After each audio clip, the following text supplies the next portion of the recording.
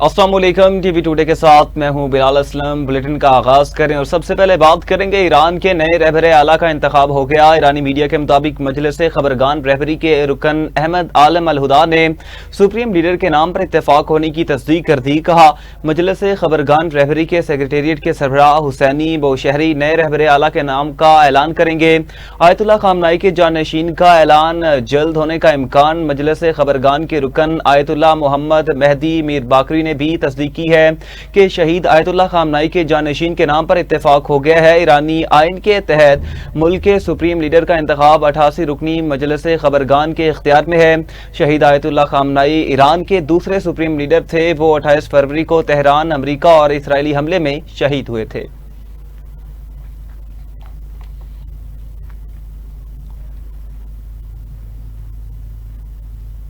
जंग का 9वां रोज अमेरिका और इसराइल के ईरान पर शदीद बमबारी, तेल के जखीरे निशाना। तेहरान में ऑयल डिपो पर बमबारी से आग भड़क उठी। तेहरान के करीब रिफाइनरी पर भी हमलों से आग लग गई। नजफाबाद में हमलों में 20 से ज्यादा अफराद शहीद हुए, 50 जख्मी। इसराइली फौज ने दावा किया कि अस्फहान एयरपोर्ट पर मुतादिद F-14 लड़ाका तैयारे तबाह किए गए। अस्फहान और दीगर शहरों में बमबारी से 11 अफराद शहीद हुए। ईरान, अमेरिका और इसराइल के हमलों में शुहदा की तादाद 1332 हो गई। इसराइली फौज के लेबनान में हिजबुल्लाह पर हमले। मुल्क के जनूबी इलाके में 3 मंजिला इमारत पर बमबारी, बच्चे समेत 19 अफराद जामे शहादत नोश कर गए, मुतादिद जख्मी हुए। बैरूत के होटल पर भी ड्रोन हमले में 4 अफराद शहीद हुए। बहरीनी शहर महराक में तबाहशुदा मिसाइल का मलबा गिरने से 3 अफराद जख्मी हुए। बहरीनी वजारत दाखिला ने कहा कि मिसाइल ईरान की जानिब से फायर किया गया।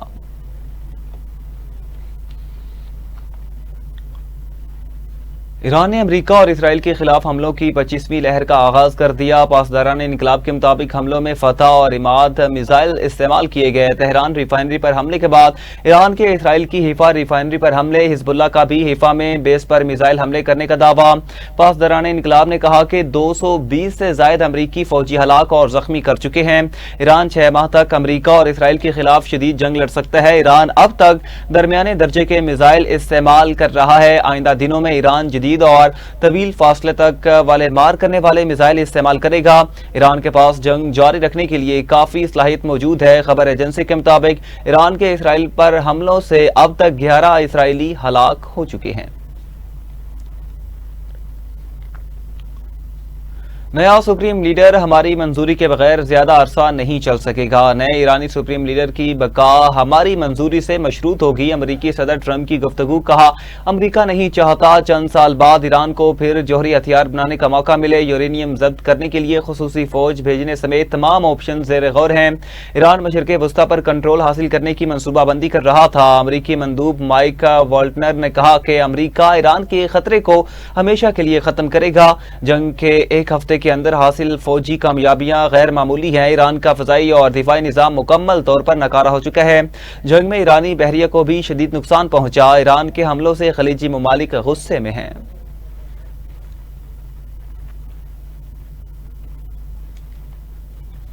किसी हमसाया मुल्क की सरजमीन ईरान के खिलाफ इस्तेमाल हुई तो मजबूरन जवाब देना पड़ेगा। हमसाया ममालिक पर जवाबी कार्रवाइयों का मतलब दुश्मनी नहीं बल्कि दिफाई रद्दअमल होगा। ईरानी सदर मसूद पज़ेश्कियान का नया बयान। कहा, अमरीका और इसराइल खित्ते के ममालिक को एक दूसरे के खिलाफ भड़काने की कोशिशें कर रहे हैं। ईरान बरादर हमसाया ममालिक के साथ अच्छे ताल्लुकात चाहता है। मुल्क के तमाम सियासी धड़े और अवाम दुश्मन के खिलाफ मुतहद हैं। ईरान किसी भी दबाव या हमले के सामने झुकने वाले नहीं, अपनी खुद मुख्तारी और सरजमीन का हर कीमत पर दिफा करेंगे।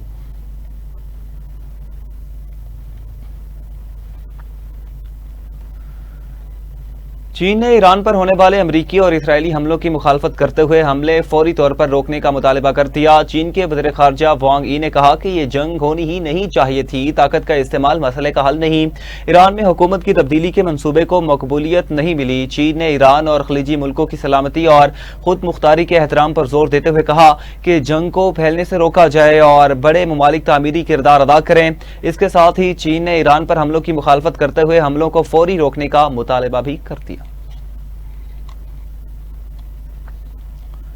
سعودی عرب کی ایران کو جوابی کارروائی کی دھمکی، کہا کہ ایران نے حملے جاری رکھے تو جواب دیا جائے گا۔ خلیجی ممالک نے امریکہ کو فضائی حدود استعمال نہیں کرنے دی، حملے جاری رہے تو سعودی عرب امریکی افواج کو اڈے استعمال کرنے کی اجازت دے سکتا ہے۔ سعودی وزارت دفاع نے کہا کہ اپنی حدود میں آنے والے 8 ڈرونز کو تباہ کیا گیا۔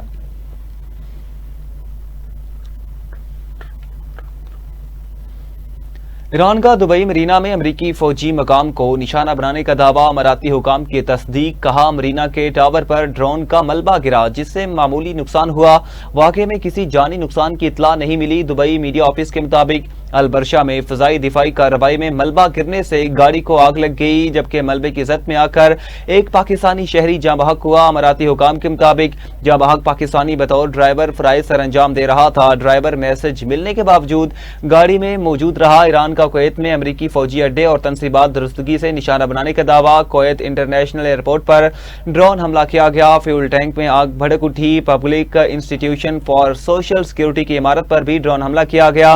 کویتی حکام کے مطابق کویتی 3 فضائی دفاعی نظام نے بیلسٹک میزائلوں کو تباہ کیا۔ آپریشن غضب الحق کے دوران افغان طالبان رجیم کے 583 کارندے ہلاک، 795 سے زائد زخمی ہوئے۔ آپریشن غضب الحق کے دوران افغان فورسز کی 242 چیک پوسٹیں تباہ ہوئیں، جبکہ 38 پوسٹوں پر قبضہ کیا گیا۔ 13 بختر بند گاڑیاں، ٹینک اور آرٹلری گنز تباہ کی گئیں۔ افغانستان بھر میں فضائی کارروائی میں 64 مقامات کو مؤثر طور پر نشانہ بنایا گیا۔ وفاقی وزیر اطلاعات عطاء اللہ طاہر نے آپریشن غضب الحق کے تازہ ترین اعداد و شمار جاری کیے۔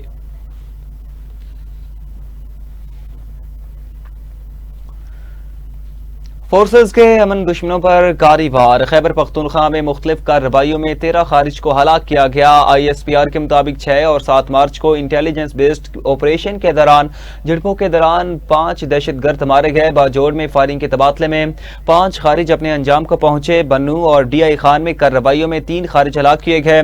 خیبر پختونخوا اور جنوبی وزیرستان میں سیکورٹی فورسز نے مزید 5 خارج کو ہلاک کیا۔ ہلاک خارج متعدد دہشت گردانہ کارروائیوں میں ملوث تھے۔ ہلاک دہشت گردوں سے اسلحہ اور گولہ بارود بھی برآمد ہوا۔ صدر، وزیر اعظم اور وزیر داخلہ کا دہشت گردوں کے خلاف کامیاب آپریشن پر فورسز کو خراج تحسین۔ وزیر اعظم نے کہا کہ ملک سے دہشت گردی کے مکمل خاتمے تک چین سے نہیں بیٹھیں گے۔ دہشت گرد کے خلاف جنگ میں پوری قوم افواج پاکستان کے ساتھ کھڑی ہے۔ محسن نقوی نے کہا کہ کامیاب کارروائی پر فورسز کی صلاحیتوں کو سراہا۔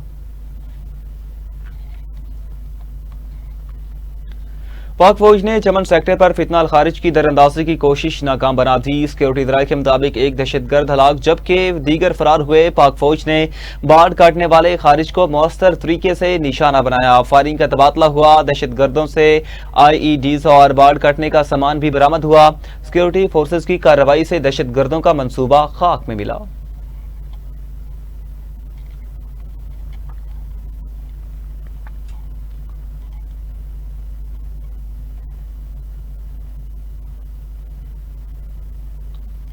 معاشی استحکام کے لیے بروقت اقدامات کا نفاذ ناگزیر ہے۔ حکومت صورتحال پر مکمل نظر رکھے ہوئے ہے۔ معاشی استحکام کے لیے تمام ضروری فیصلے کیے جائیں گے۔ وزیر اعظم شہباز شریف کی معیشت کو مستحکم رکھنے کے لیے اقدامات کے حوالے سے جائزہ اجلاس میں گفتگو، کہا عالمی صورتحال، حالیہ صورتحال سے نمٹنے کے لیے تمام اقدامات کیے جائیں گے۔ ایسے اقدامات ہوں گے جن سے عوام کے مفادات کا تحفظ کیا جائے۔ وفاقی کابینہ منتخب نمائندوں اور سرکاری افسران کو اپنا کردار ادا کرنے کی ہدایت، ریلیف فراہمی وسائل کے مؤثر استعمال کے لیے کردار ادا کریں۔ وزیر اعظم کی ہدایت، سرکاری ملازمین اور وزراء کو سادگی، کفایت اشعار یا اختیار کرنا ہوگی۔ مشکل مرحلہ گزرنے پر عوام کو زیادہ سے زیادہ ریلیف فراہم کریں گے۔ بچت اور کفایت شاری کا بوجھ منصفانہ طور پر سب کو برداشت کرنا چاہیے۔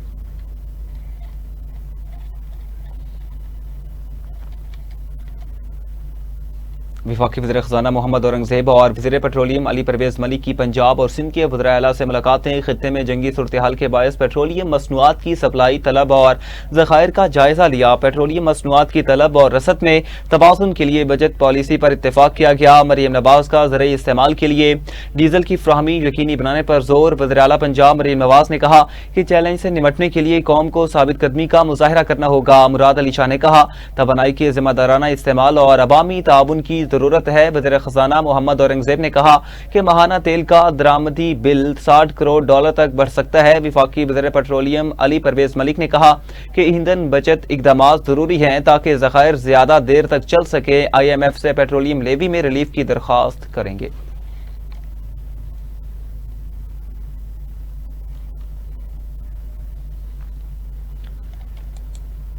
یہاں پہ شامل کریں گے ایک شارٹ بریک، ہمارے ساتھ رہیے گا۔ ویلکم بیک ناظرین، آگے بڑھے اور آپ کو بتائیں وزیر اعلیٰ خیبر پختونخوا سہیل آفریدی نے پیٹرولیم مصنوعات میں اضافہ مسترد کر دیا۔ کہا حکومت کی جانب سے عوام پر پیٹرول بم گرایا گیا، BRT کے کرایوں میں اضافہ نہیں کر رہے، یہ رقم صوبائی حکومت ادا کرے گی۔ گندم کٹائی میں کسانوں کے لیے ڈیزل قیمت میں ریلیف کا اعلان کریں گے۔ صوبائی وزیر خزانہ مزمل اسلم نے کہا کہ حکومت نے جولائی سے جنوری تک پیٹرولیم لیوی کی مد میں 822 ارب روپے کمائے۔ 30 جون تک وفاقی حکومت پیٹرول لیوی کی مد میں 1700 ارب روپے کما لے گی۔ پاکستان ہاکی ٹیم کے اعزاز میں قاہرہ میں پاکستانی سفارت خانے میں تقریب۔ پاکستانی سفیر عامر شوکت کی ہیڈ کوچ خواجہ جنید، کپتان عماد بٹ اور کھلاڑیوں کو ورلڈ کپ میں کوالیفائی کرنے پر مبارکباد دی۔ کہا ورلڈ کپ میں کوالیفائی کر کے پاکستان کو بڑا تحفہ دیا، اسی جذبے کے ساتھ کھیلتے رہے تو جلد ہاکی میں کھویا ہوا مقام پا لیں گے۔ کپتان عماد بٹ نے کہا پرو لیگ اور ورلڈ کپ میں یہ لڑکے بہترین پرفارمنس دیں گے۔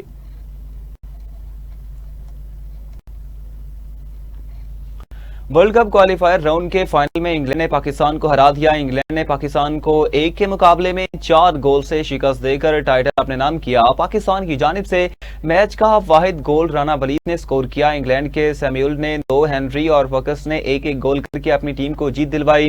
World cup qualifier round 1 March سے 7 مارچ تک کھیلا جائے گا۔ شکست کے باوجود پاکستان ہاکی ٹیم نے ورلڈ کپ 2026 کے لیے کوالیفائی کر لیا۔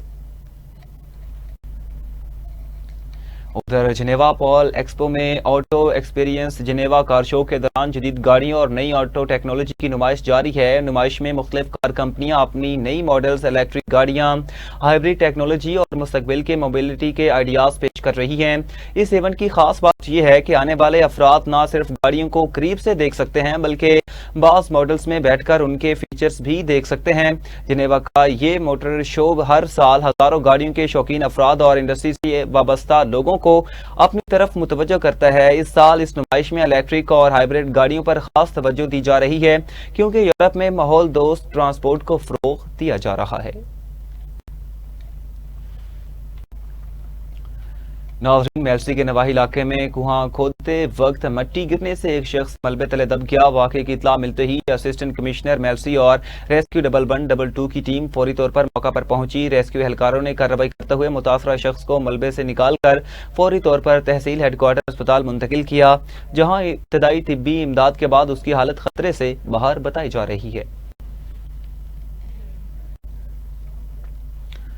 ہارون آباد میں انعامی اسکیم کے نام پر شہریوں سے کروڑوں روپے بٹورنے والا مرکزی ملزم بالآخر پولیس کے ہتھے چڑھ گیا۔ پولیس تھانہ سٹی ہارون آباد کے مطابق ملزم نے انعامی اسکیم کے نام پر شہریوں کو قیمتی انعامات کا جھانسا دے کر بڑے پیمانے پر رقم اکٹھی کی۔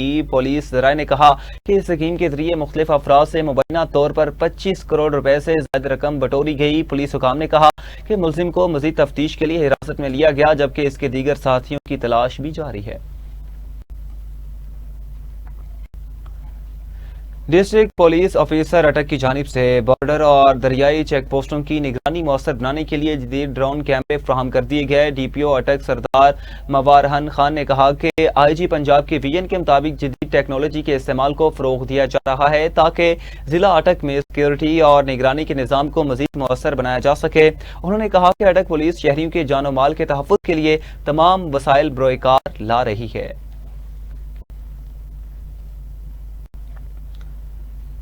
خوشاب میں موجودہ ملکی صورتحال کے پیش نظر سیکیورٹی ہائی الرٹ کر دی گئی۔ ڈپٹی کمشنر نے شہر کی مختلف مساجد اور امام بارگاہوں کا دورہ کیا، جہاں امام بارگاہ اسینیہ، امام بارگاہ کربلا سمیت دیگر عبادت گاہوں میں سیکیورٹی اور انتظامی امور کا جائزہ لیا گیا۔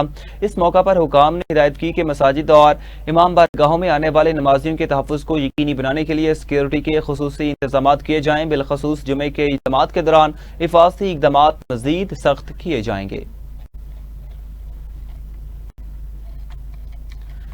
ادھر جنگ میں پاکستان کی مسلح افواج اور حالیہ آپریشن غضب للحق سے اظہار یکجہتی کے لیے ضلعی انتظامیہ اور سول سوسائٹی کی جانب سے ایک ریلی کا انعقاد کیا گیا۔ ریلی کے شرکاء نے پاک فوج کے حق میں اور پاکستان زندہ باد کے فلک شگاف نعرے لگائے۔ مزید جانتے ہیں محمود عباس کی اس رپورٹ میں۔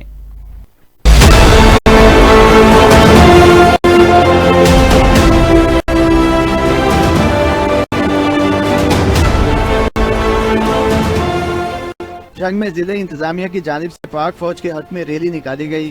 شرکاء نے پاک فوج زندہ باد کے نعرے لگائے اور سیکیورٹی اداروں کے ساتھ مکمل یکجہتی کا اظہار کیا کہ پاکستانی عوام اپنی افواج کے شانہ بشانہ ہر قربانی دینے کے لیے تیار ہے اور انشاءاللہ پاکستان ہمیشہ قائم رہے گا۔ افواج پاکستان زندہ باد، پاکستان پائندہ باد۔ یہ بتانا چاہتے ہیں دشمن کو کہ وہ اس میں کامیاب نہیں ہوگا، تو اس حوالے سے یہ ایک سولیڈرٹی شو کرنے کے لیے ایک ریلی کا اہتمام کیا گیا، جس میں سارے ایڈمنسٹریشن اور جنرل پبلک اور تمام اسٹیک ہولڈر شرکت کر۔ شہریوں اور رہنماؤں نے ملک کی دفاع کے لیے ہر قربانی دینے کا عزم ظاہر کیا۔ پوری قوم کی ایک ہی آواز ہے کہ پاک فوج زندہ باد، اور پوری قوم پاک فوج کے ساتھ شانہ بشانہ کھڑی ہے، اور یہاں کی اقلیتیں بھی اس عوام کا حصہ ہیں اور بھرپور حصہ ڈالیں گی۔ جب بھی پاکستان اور پاک فوج کو اقلیتوں کی ضرورت پڑے گی تو ہم فرنٹ لائن پہ آپ کو نظر آئیں گے۔ تمام کمیونٹیز بلا تفریق، مسیح کمیونٹی بھی، سکھ کمیونٹی، مسلم کمیونٹی، اور تمام کمیونٹیز بلا تفریق اپنی افواج پاکستان کے ساتھ کھڑے ہیں۔ پاک فوج جو ہے وہ دہشت گردی کے خلاف بھرپور جو ہے وہ منہ توڑ جواب دے رہے ہیں،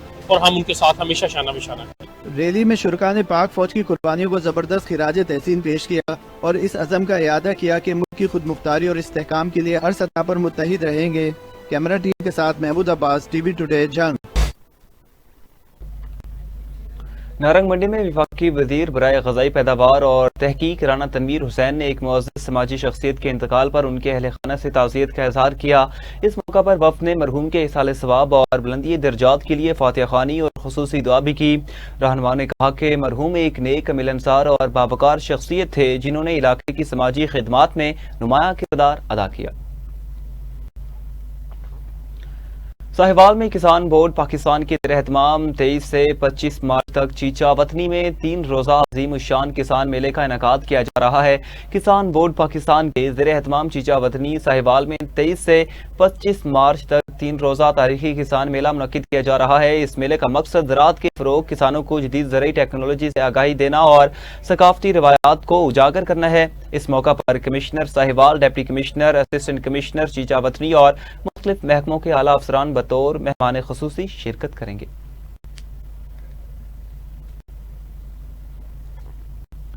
اور اسی کے ساتھ نیوز اسٹوڈیو سے فی الحال اتنا ہی۔ مزید خبروں کی تفصیلات اور اپڈیٹس کے لیے دیکھتے رہیے ٹی وی ٹوڈے۔